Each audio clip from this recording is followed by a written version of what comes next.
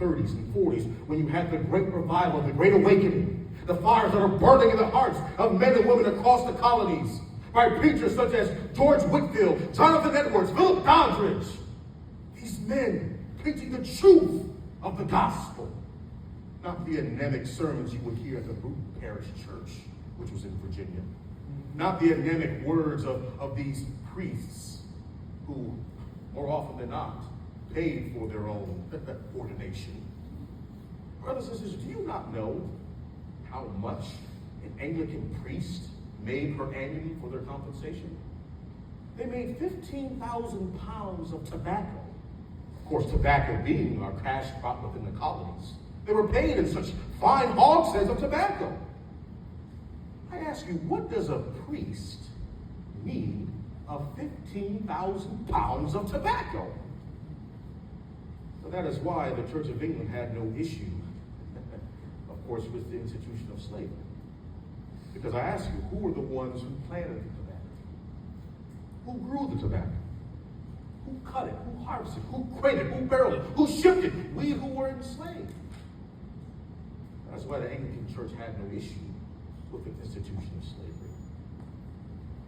But that is why the words, the truth of the gospel, when it pervaded the hearts and minds of men in this country, when it had them understood that just like your slave, you are a sinner before a righteous and holy God, that at the foot of the cross, the ground is level, is it not?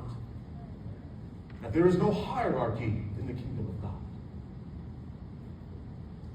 You see, brothers and sisters, that is why those great fires that were burning during the Great Awakening, it influenced these men who soon became leaders of our Continental Congress.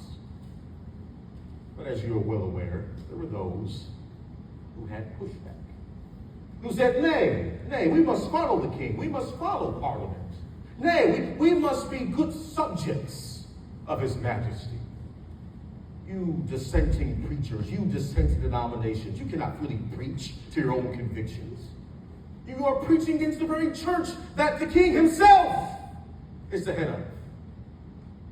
That is why if you wish to be a Baptist preacher or a Methodist preacher, you could not agree with their own articles of faith. You see, you must have to procure a license to preach, a government license to preach.